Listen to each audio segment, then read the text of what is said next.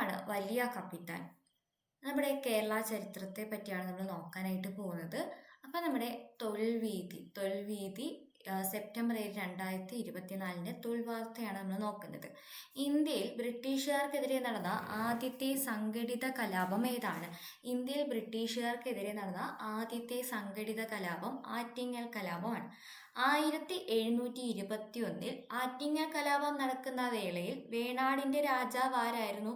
അത് ആദിത്യവർമ്മയാണ്. 1721 ആറ്റിങ്ങൽ കലാപം നടക്കുന്ന വേളയിൽ വേണാടിന്റെ രാജാവ് ആദിത്യവർമ്മയായിരുന്നു. ആറ്റിങ്ങൽ റാണിയുടെ അനുവാദത്തോടെ ബ്രിട്ടീഷുകാർ നിർമ്മിച്ച കോട്ട ഏതാണ്? അഞ്ചുതെങ്ങ് കോട്ടയാണ്. ആറ്റിങ്ങൽ റാണിയുടെ അനുവാദത്തോടെ ബ്രിട്ടീഷുകാർ നിർമ്മിച്ച കോട്ട അഞ്ചുതെങ്ങ് കോട്ട.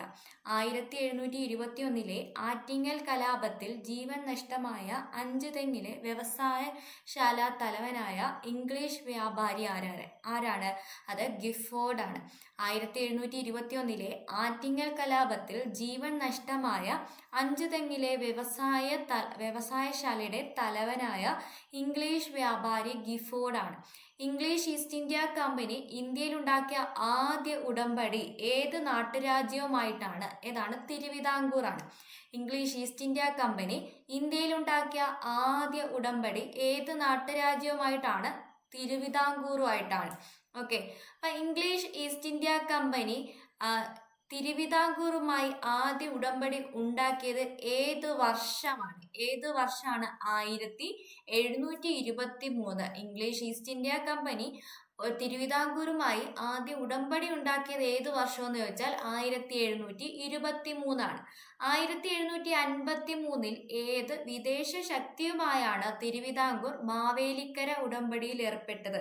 1753 ഏത് വിദേശ ശക്തിയുമായാണ് തിരുവിതാംകൂർ മാവേലിക്കര ഉടമ്പടിയിൽ ഏർപ്പെട്ടത്? ഡച്ചുകാരുമായിട്ടാണ്. 1753. ഓക്കെ, 1753 ഡച്ചുകാരുമായിട്ടാണ് തിരുവിതാംകൂർ മാവേലിക്കര ഉടമ്പടി ഒപ്പിട്ടത്. 1741 നടന്ന ഏത് യുദ്ധത്തിലാണ് മാർത്താണ്ഡവർമ്മ ഡച്ചുകാരെ പരാജയപ്പെടുത്തിയത്? അത് കുളച്ചൽ യുദ്ധമാണ്. ഓക്കെ, അടുത്ത തിരുവിതാംകൂർ സൈന്യത്തിന്റെ ഭാഗമായി മാറിയ ഏത് ഡച്ച് സൈനികനാണ് വലിയ കപ്പിത്താൻ എന്ന് അറിയപ്പെട്ടത്? ഏതാണ് വലിയ കപ്പിത്താൻ? അത് നമ്മുടെ ക്യാപ്റ്റൻ ദിലനോയി ആണ്. 1792 ഒപ്പുവെച്ച ശ്രീരംഗപട്ടണ സന്ധി പ്രകാരം മൈസൂരിലെ ഭരണാധികാരികളിൽ നിന്ന് ബ്രിട്ടീഷുകാർക്ക് ലഭിച്ച പ്രദേശം ഏതാണ്? അത് മലബാർ ആണ്. 1792 ശ്രീരംഗപട്ടണം ഉടമ്പടി പ്രകാരം ബ്രിട്ടീഷുകാർക്ക് ലഭിച്ച പ്രദേശമാണ് ഏത്? മലബാർ. ഓക്കെ, ദക്ഷിണേന്ത്യയിൽ നടന്ന ഏക ഗിരിവർഗ കലാപം കുറിച്യ കലാപമാണ്. ഓക്കെ, രാമനമ്പിയുടെ നേതൃത്വത്തിൽ 1812 മലബാറിൽ നടന്ന കലാപം അറിയപ്പെട്ടത് ഏതു പേരിലാണ്? അത് കുറിച്യ കലാപം. രാമനമ്പിയുടെ നേതൃത്വത്തിലാണ് കുറിച്യ കലാപം നടന്നത്. 1812 കുറിച്യ കലാപം നടന്നത്. ദക്ഷിണേന്ത്യയിൽ നടന്ന ഏക ഗിരിവർഗ കലാപമാണ് കുറിച്യ കലാപം. കുറിച്യ കലാപത്തിൽ കുറിച്യരെ കൂടാതെ പങ്കെടുത്തത് കുറുമ്പരാണ്.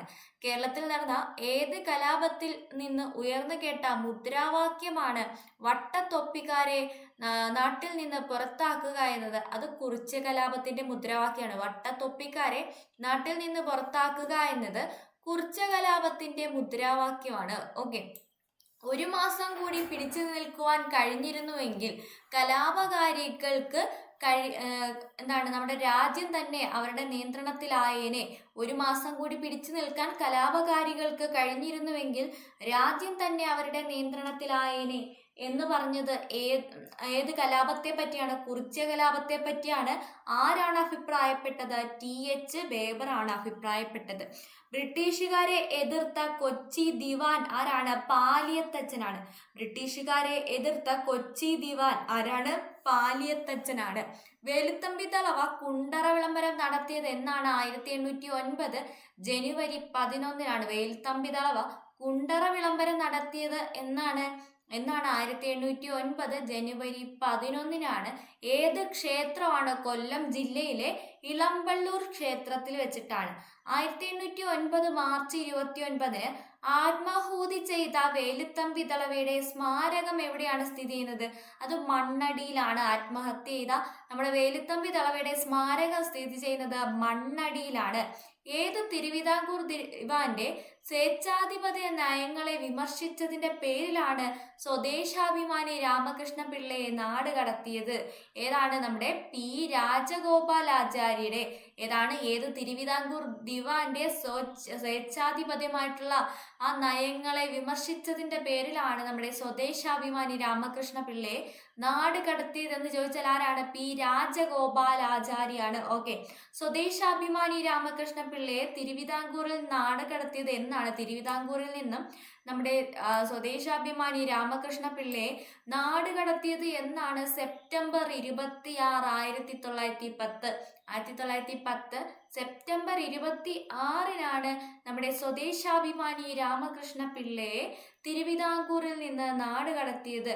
ഓക്കെ, 1915 ഡിസംബറിൽ കാബൂൾ കേന്ദ്രമായി രാജ മഹേന്ദ്ര പ്രതാപ് പ്രസിഡന്റായി നിലവിൽ വന്ന ഇടക്കാല സർക്കാരിൽ വിദേശകാര്യ വകുപ്പ് കൈകാര്യം ചെയ്തത് ആരാണ്? 1915 ഡിസംബറിൽ കാബൂൾ കേന്ദ്രമായി രാജ മഹാപ്രതാപ് പ്രസിഡന്റായി നിലവിൽ വന്ന ഇടക്കാല പാർലമെന്റ് അല്ലെങ്കിൽ ഇടക്കാല സർക്കാരിന്റെ വിദേശകാര്യ വകുപ്പ് കൈകാര്യം ചെയ്തത് ആരാണ്? ചെമ്പകരാമൻ പിള്ളയാണ്. ആരാണ്? ചെമ്പകരാമൻ പിള്ളയാണ്.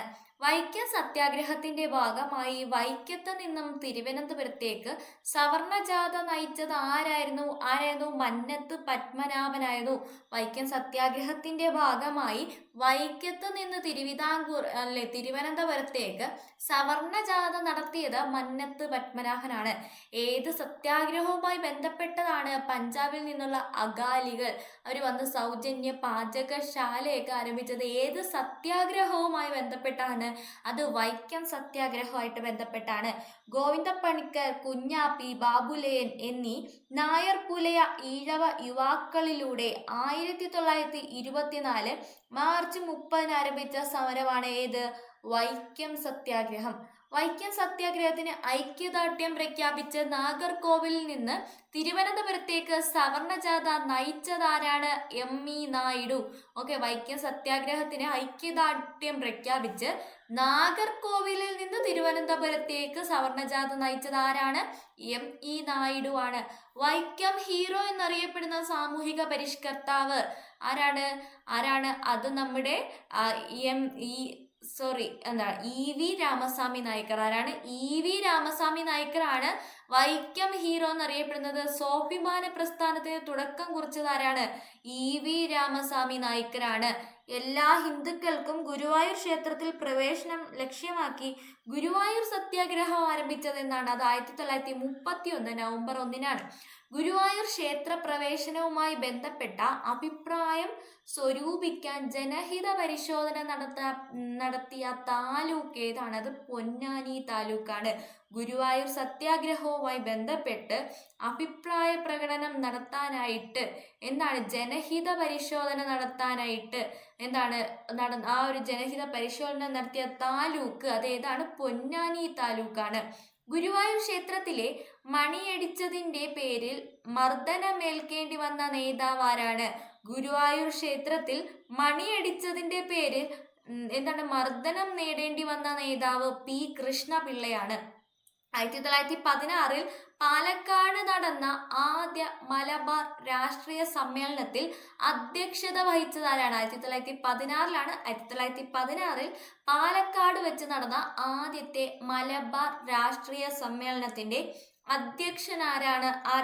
ആനി ബസന്റ് ആണ്. 1928 പയ്യന്നൂരിൽ നടന്ന അഖില കേരള രാഷ്ട്രീയ സമ്മേളനത്തിന്റെ അധ്യക്ഷൻ ആരാണ്? 1928 പയ്യന്നൂരിൽ നടന്ന അഖില കേരള രാഷ്ട്രീയ സമ്മേളനത്തിന്റെ അധ്യക്ഷൻ ജവഹർലാൽ നെഹ്റു ആണ്. വാര്യംകുന്നത്ത് കുഞ്ഞഹമ്മദ് ഹാജി, സീതിക്കോയ തങ്ങൾ, അലി മുസ്ലിയാർ എന്നീ നേതാക്കൾ 1921 നടന്ന ഏത് കലാപവുമായി ബന്ധപ്പെട്ടിരിക്കുന്നു എന്ന് ചോദിച്ചാൽ മലബാർ കലാപം. മലബാർ കലാപത്തിന്റെ പശ്ചാത്തലത്തിൽ നമ്മുടെ കുമാരനാശാൻ രചിച്ച ഖണ്ഡകാവ്യം ഏതാണ് ദുരവസ്ഥയാണ്. പ്രശസ്ത ചരിത്രകാരനായ സുമിത് സർക്കാർ പോത്തന്നൂരിലെ ഇരുട്ടറ എന്ന് വിശേഷിപ്പിച്ച, അല്ലെങ്കിൽ പോത്തന്നൂരിലെ ഇരുട്ടറ ദുരന്തം എന്ന് വിശേഷിപ്പിച്ച സംഭവം ഏതാണ്? വാഗൺ ട്രാജഡിയാണ്.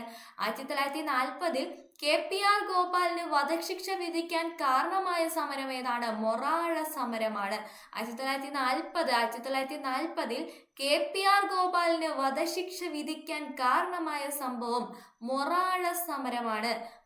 നമ്മുടെ ഉപ്പ് സത്യാഗ്രഹത്തിന്റെ കേരളത്തിലെ വേദി ഏത് പ്രദേശമാണ്? രണ്ടാം ബർദോളി എന്നറിയപ്പെടുന്നത്. ഉപ്പ് സത്യാഗ്രഹത്തിന്റെ കേരളത്തിന്റെ വേദിയായ ഏതു പ്രദേശമാണ് രണ്ടാം ബർദോളി എന്നറിയപ്പെടുന്ന ഏതാണ്? നമ്മുടെ പയ്യന്നൂരാണ്. 1930 കോഴിക്കോട് നിന്ന് പയ്യന്നൂരിലേക്ക് ഉപ്പ് സത്യാഗ്രഹ ജാഥ നയിച്ചത് ആരാണ്? നമ്മുടെ കേളപ്പനാണ്. കേളപ്പനെ എന്തെന്ന് അറിയപ്പെടുന്നത്? കേരള ഗാന്ധി എന്നാണ് അറിയപ്പെടുന്നത്. പയ്യന്നൂരിലെ ഉപ്പ് സത്യാഗ്രഹത്തിൽ പങ്കെടുക്കാൻ പാലക്കാട് നിന്ന് ജാഥ നയിച്ചത് ആരാണ്? പാലക്കാട് നിന്ന് അത് TR കൃഷ്ണസ്വാമി അയ്യരാണ്. കേരളത്തിലെ ഉപ്പ് സത്യാഗ്രഹത്തിന്റെ മാർച്ചിങ് ഗാനമായ വരിക വരിക സഹചരെ എന്ന് തുടങ്ങുന്ന ഗാനം രചിച്ചത് ആരാണ്? അംശി നാരായണ പിള്ളയാണ്. 1939 കടക്കൽ പ്രക്ഷോഭത്തിന് നേതൃത്വം നൽകിയത് ആരാണ്? കടക്കൽ ഫ്രാങ്കോ. ആരാണ് കടക്കൽ ഫ്രാങ്കോ? രാഘവൻ പിള്ളയാണ്. 1939 കടക്കൽ സമരം. 1939 കടക്കൽ സമരത്തിന് നേതൃത്വം നൽകിയ ആരാണ്? കടക്കൽ ഫ്രാങ്കോ ആണ്. കടക്കൽ ഫ്രാങ്കോ എന്നറിയപ്പെടുന്ന ആരെയാണ്? രാഘവൻ പിള്ളയാണ്. ഓക്കെ. 1936 കണ്ണൂരിൽ നിന്ന് മദ്രാസിലേക്ക് പട്ടിണി ജാഥ നയിച്ചത് ആരാണ്? അത് നമ്മുടെ AK ഗോപാലനാണ്. ഓക്കെ.